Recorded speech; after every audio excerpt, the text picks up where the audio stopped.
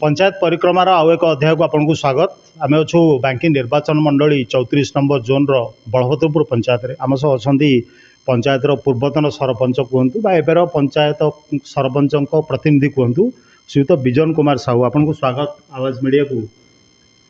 तो पाखापाखि 2 दशंधि धरी आपण परिवार रे पंचायत क्षमता कौन होइछि पंचायत उन्नति पंचायत जितेबाला किसी नाला किसी हो नाला एवं धर समस्त सब कम हो गला। प्रथम जल जोगाण ये पंचायत स्ट्रीट लाइट ये पंचायत और रास्ता घाटर कौटी ना आ माटी रास्ता कौटी ना सब कंक्रीट रास्ता ही आउ कोठ घर क्लब घर सब कंक्रीट होती कौन कार्य होनी बोली पंचायत कहे ना। 27 कौन रही टार्गेट आमे तो एमएलए कि मंत्री नु माने आम पदटा संरक्षित तेणु कौन हम संरक्षित ता अनुसार रणनीति आरंभ हम। बांकीर राजनीति बर्तमान गोलिया से गोलिया राजनीति भितर कौन करा भी आम चिंता करूँ जेहेतु आम एमएलए आमर सस्पेंड होती आम बीजेडी अच्छु किए कौन बीजेपी अच्छी ये सब विभिन्न प्रकार कथा बाहर किंतु आसंता पंचायत इलेक्शन रे पानी पानी आउ क्षीर क्षीर सब जना पड़ आम पदक्षेप नबू। आम तो आसवा परवर्ती समय बांकी राजनीति आड़ू कारण राजनीति आपंकर अभिज्ञता स्थानीय सांबादिक हिसाब से आमको जना दीर्घ दिन धरी आप सक्रिय राजनीति अच्छा तो आग पंचायत विषय आलोचना करवा। महिला सशक्तिकरण ना सरकार जो नारा दौरान महिला मानू निर्वाचन में स्थान संरक्षण से क्रम संध्याराणी साहू प्रार्थी हेले और जितिले आपण संध्याराणी साहूकर सरपंच पदवी को अपहरण कर रखिंट कि ना सेमती ना। मोर देखूँ बाकी पंचायत समिति बेले बेले सरपंच प्रतिनिधि मैंने बसती मुझे मोर सरपंच संध्याराणी सब सरपंच थिला बेले मु कौन सभा समिति की जाए ना कौन सभा समिति बसे ना और पंचायत मीटिंग भी मुझे कंडक्ट करे ना सी ही करती कहीं से एक्सपीरियंस अच्छी 2007 रु 12 सरपंच थे एवं सरपंच अच्छा सी बांकी गवर्निंग बॉडी बांकी कॉलेज गवर्निंग बॉडी मेंबर थे ये विभिन्न प्रकार कथा जगन्नाथपुर सेवा संभार एवं भी सभापति उपसभापति अच्छा तेणु किसी प्रयोजन दरकार ना आम सहयोग करा सी सफिशिएंट ही। पंचायत विभिन्न कम को नहीं अनेक समय गणमाध्यम खबर आस्तव में कम है बेले पंचायत अनियमितता हुए ना उद्देश्यमूलक भाव एमती खबर प्रसारण हुए। शुणु आज्ञा उद्देश्यमूलक आम विरोधी लोक कहींपारती आप देखु 2007 रु 2027 दीर्घ 20 वर्ष काल आपड़ यदि इंदिरा आवास गोटे टंका काठू नहीं आम यदि कहे मुझे सबुदिन भी राजनीति सन्यास नेबी मु इंदिरा आवास पैसा निएनी भत्तार पैसा निएनी और खाउटी कार्ड संजोग कर पैसा निएनी।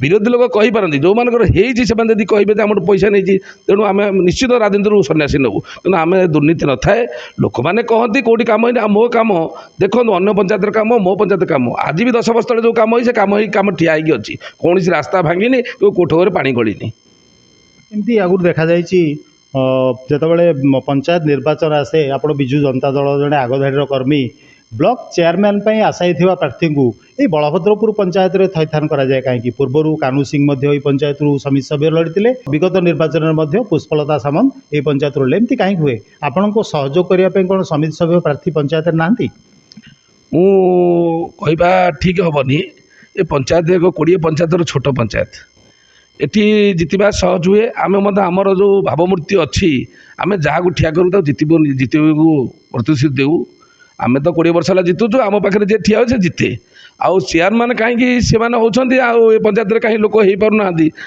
निज खर्च दे आप निर्वाचन खर्च भी दिखाँ ना ना सेमती ना मोर कौन भगवान कौन अभाव करना मुझे स्टाण्ड आज दिन भी स्टाण्ड चेयरमैन हो पारे जिला परिषद हो पारे एमएलए हो पारि किंतु आमर तो से आम जाइनु जीवार आशा भी ना तेणु आम ये सरपंच भी संतुष्ट होकर रही।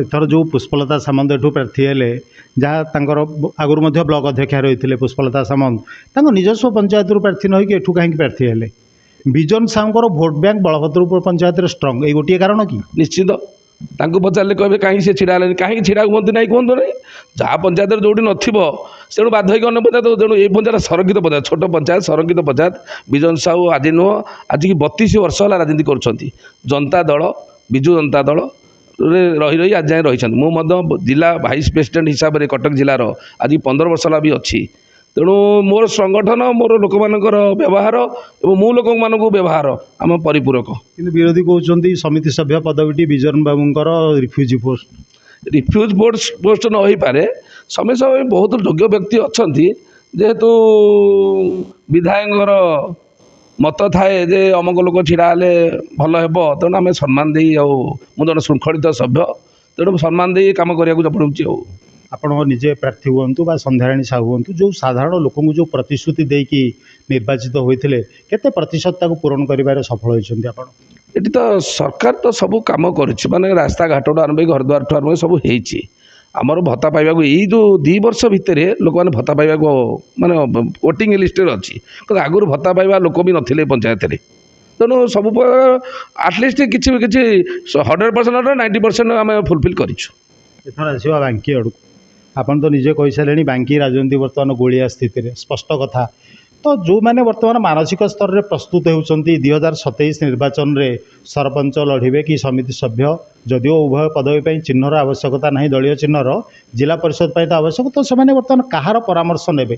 ପୂର୍ବତନ ବିଧାୟକ ବିଜେଡ଼ି ସହ ସମ୍ପର୍କରେ ନାହାନ୍ତି, ଏବେର ବିଧାୟକ ବିଜେଡ଼ିରୁ ନିଲମ୍ବିତ, ନୂଆ ଅସଲ ବିଜେଡ଼ି ଯେଉଁମାନେ କହୁଛନ୍ତି ତାଙ୍କର ନେତା କେହି ବଛା ହୋଇନାହାନ୍ତି। ପୂର୍ବତନ ବିଧାୟକ ଏବଂ ଏବେର ବିଧାୟକ ବିଜେଡ଼ିକୁ ବାଙ୍କି ଜନତା ଦଳ କରିସାରିଲେଣି। ତେଣୁ କାହାର ପରାମର୍ଶ ନେବେ? ଏଇ ଗୋଟେ ଦ୍ୱନ୍ଦ୍ୱ ପରିସ୍ଥିତି ନୁହଁ କି ବାଙ୍କି ରାଜନୀତିରେ? ନିଶ୍ଚିତ ଭାବରେ ମୁଁ ତ ପ୍ରଥମରୁ କହିଛି ବାଙ୍କି ରାଜନୀତି ଗୋଳିଆ। ଆମ ପାର୍ଟିରେ ମଧ୍ୟ କହିପାରିବୁନି ଆମେ କେଉଁ ଦଳରେ ଯିବୁ କେଉଁ ଦଳରେ ଆସିବୁ, କିନ୍ତୁ ବର୍ତ୍ତମାନ ସୁଦ୍ଧା ଆମ୍ଭେ ବିଜେଡ଼ି ଦଳରେ ଅଛୁ ଏବଂ ବିଜୁ ଜନତା ଦଳକୁ ଏଇ ଯେଉଁ ବାଙ୍କିବାସୀ ଭାରି ଭଲ ପାଆନ୍ତି ଏବଂ ବାଙ୍କିବାସୀଙ୍କ ପଛରେ ବିଜେଡ଼ି ଦଳ ବି ଅଛି, ଦଳ ପଛରେ ବାଙ୍କିବାସୀ ବି ଅଛନ୍ତି। ଯଦି 2002 ପରି ଧନୁଷର ଚିହ୍ନ ଆସେ ପଞ୍ଚାୟତ ନିର୍ବାଚନରେ ଆପଣ କ'ଣ କରିବେ? ସେ ସୁଯୋଗ ଏବେ ନାହିଁ, ସେତେବେଳେ ସୁଯୋଗ ଏବେ ସୁଯୋଗ ବହୁତ ତଫାତ।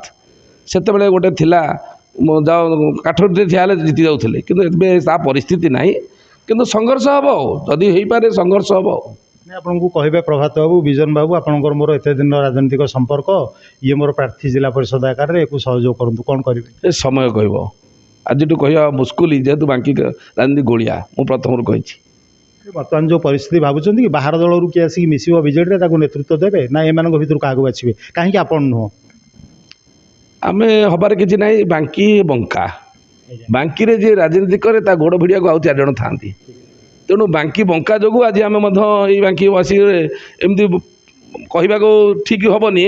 ବାଙ୍କି ବଙ୍କା ସଦାବେଳେ, ବାଙ୍କି ଯେତେବେଳେ ସରକାର ଥିଲାବେଳେ ଆମେ ବିରୋଧୀ ଦଳରେ, ବାଙ୍କି ଯେତେବେଳେ ମନ୍ତ୍ରୀପଦ ଥିଲାବେଳେ ଆମେ ମଧ୍ୟ କେଉଁ ଦଳରେ ଥାଇପାରୁ, ଏଇ ବିଭିନ୍ନ ପ୍ରକାର ବାଙ୍କି ବଙ୍କା। ତେଣୁ ବାଙ୍କିରେ ରାଜନୀତି କରିବାକୁ ହେଲେ ବାଙ୍କି ଲୋକ ହିଁ ତାଙ୍କ ଗୋଡ଼ ଭିଡ଼ିବେ। ତେଣୁ ମୁଁ ଭାବୁଛି ବାହାର ଲୋକ ମଧ୍ୟ ଭବିଷ୍ୟତରେ ଆସିପାରନ୍ତି ଏଠିକି, ଅନ୍ୟ ନିର୍ବାଚନ ମଣ୍ଡଳ ଭଳି ହେଇପାରେ। 2022 ନିର୍ବାଚନ ପରେ ଆପଣମାନଙ୍କୁ ବ୍ଲକରେ ଯେତିକି କାମର ସହଯୋଗ ମିଳୁଥିଲା 2022ରୁ 24 ପର୍ଯ୍ୟନ୍ତ, 24ରେ ସରକାର ବଦଳିବା ପରେ ସ୍ଥିତିକୁ ଟିକେ ବଦଳିଛି? ନିଶ୍ଚିନ୍ତ ବଦଳିଛି। କ'ଣ ସମସ୍ୟା? ପ୍ରାୟ ସମସ୍ୟା ହେଇଛି ଯେ ପ୍ରଥମେ 2 ବର୍ଷ ପାଖାପାଖି ବ୍ଲକ ଚାଲିଲା ନାହିଁ। ବାଙ୍କିରେ ବିଜେପି ଏବଂ ବିଜେଡ଼ି ଦଳ ଭିତରେ ବହୁ କଳି କନ୍ଦଳ ହେଲା, ଆଉ ବହୁତ କାମ ବି ହେଲା ନାହିଁ। 2 ବର୍ଷ କାମ ନାହିଁ। ଏବେ 6 ମାସ 8 ମାସ ହେଲା ପାଣିପାଗ ପରିବର୍ତ୍ତନ ଯୋଗୁଁ 60-40ରେ ଚାଲିଛି ବର୍ତ୍ତମାନ ବାଙ୍କି। 60-40ରେ ତୁଟିଲା ପରେ ଚାଲିଛି ଆଜ୍ଞା। ତ ସାଧାରଣ ଲୋକ ଏହାର ସରବ୍ୟ ହେଉଛନ୍ତି, ଯେମିତି ଭତ୍ତା କୁହନ୍ତୁ, ଆବାସ ଯୋଜନା କୁହନ୍ତୁ, ତ ରାଜ୍ୟ ସରକାର ଏବଂ ସ୍ଥାନୀୟ ବିଧାୟକ ଦୁଇଟି ଦଳର ରହିଲେ ନିହାତି ଅସୁବିଧା ହେବ। ଏକଥା ନେଇ କ'ଣ ମନ୍ତବ୍ୟ ରଖିବେ ଆପଣ? ସେଟା ତ ଠିକ୍ ହୁଏ, ଯଦି ସରକାର ଆଉ ବିଧାୟକ ଏକାରେ ଗୋଟିଏ ଦଳରେ ନ ରହିବେ କାମ କରିବା ବି କେବେ, ସାରା ଓଡ଼ିଶାରେ ବି ଆମେ ଦେଖୁଛୁ ଯାହା ବାଙ୍କିର ଅବସ୍ଥା ମଧ୍ୟ ସେଇଆ। କିନ୍ତୁ ଯାହା ହଉ ଗୋଟେ କେମିତି କ'ଣ କଲେକ୍ଟର ଲେବୁଲରେ ଫାଇନାଲ୍ ହେଇଛି ବୋଲି କାର୍ଯ୍ୟ ହେଉଛି। 60-40ରେ ବାଙ୍କି ଚାଲିଛି, ବାଙ୍କି ହେଉଛି 60-40ର ଦିନ। ବଳଭଦ୍ରପୁର ପଞ୍ଚାୟତରେ ଦେଖିଲେ ଗୋଟେ ଥର ବିଜନ ସାହୁ, ତା ପରବର୍ତ୍ତୀ ସମୟରେ ସନ୍ଧ୍ୟାରାଣୀ ସାହୁ, ଏହି କ୍ରମରେ ଆରଥରକୁ ପୁଣି ଥରେ 27ରେ ବିଜନ ସାହୁ। ଏବେ ତ କହିହେବନି, ଯେହେତୁ 4 ବର୍ଷ ହେଲା ସଂରକ୍ଷିତ ସିଟ୍ ହେଇନି। ଯଦି ସଂରକ୍ଷିତ ନ ହୁଏ ତାହେଲେ ଆଶା ବି ରହିବ ପୁଣି ଥରେ ସରପଞ୍ଚ ହେବା ପାଇଁ। ମାନେ ଏବେ ବି ପଞ୍ଚାୟତ ଲୋକଙ୍କର ସେବା କରିବାକୁ ଆପଣଙ୍କର ସେ ଆଗ୍ରହ ଅଛି। ମୁଁ ଉପରକୁ ଯିବାକୁ ଚାହେଁନି, ତେଣୁ ଆମେ ଏଇ ଲୋକଙ୍କ ପାଖରେ ରହିବୁ ସବୁଦିନ ପାଇଁ। ଆମର ବୟସ ବି 62-63 ହେଲାଣି, ଆଜି ଦୀର୍ଘ 30-32 ବର୍ଷ ହେଲା ରାଜନୀତି କଲୁଣି। ଏଇ ପଞ୍ଚାୟତରେ ରହିବୁ, ଆମେ ଅନ୍ୟଠିକି ଯିବାର ଚାନ୍ସ ନାହିଁ। ଯଦି ଚତୁର୍ଥ ସମ୍ଭାବ୍ୟ ଚିହ୍ନରୁ ଜିଲ୍ଲା ପରିଷଦ ପାଇଁ ଆପଣଙ୍କୁ ପ୍ରସ୍ତାବ ଆସେ, ଆଶା କରେ ନିଶ୍ଚିନ୍ତ ଛିଡ଼ା ହେବି। ଚତୁର୍ଥ ପ୍ରାର୍ଥୀ ଭାବେ ନିଶ୍ଚିନ୍ତ ଛିଡ଼ା ହେବି। ଧନ୍ୟବାଦ। ଆମ ସହ ଆଲୋଚନା କରୁଥିଲେ ବଳଭଦ୍ରପୁର ପଞ୍ଚାୟତର ପୂର୍ବତନ ସରପଞ୍ଚ ଶ୍ରୀଯୁକ୍ତ ବିଜନ ସାହୁ ମହୋଦୟ। ଅତି ସ୍ପଷ୍ଟ ଭାବରେ ପଞ୍ଚାୟତର କଥା କହିଛନ୍ତି। ବାଙ୍କି ରାଜନୀତି ନେଇ ମଧ୍ୟ ଗୋଟିଏ ମତ ପ୍ରକାଶ କରିଛନ୍ତି, ବାଙ୍କି ରାଜନୀତିର ଅବସ୍ଥା ଗୋଳିଆ। ସରକାର ବଦଳିବା ପରେ କେଉଁଠି ନା କେଉଁଠି ସାଧାରଣ ଲୋକଙ୍କ କାମ, ପଞ୍ଚାୟତର କାମ ହେବାରେ ଅସୁବିଧା ହେଉଥିଲା। 60-40ରେ ତୁଟିବା ପରେ ଏବେ ବାଙ୍କିରେ କାମ ଟିକେ ସ୍ୱାଭାବିକ ହେଇଛି। ବାଙ୍କିରୁ ଅନନ୍ତ କୁମାରଙ୍କ ସହ Satyabrata Das, Awaaz media. Please subscribe Awaaz Media on YouTube.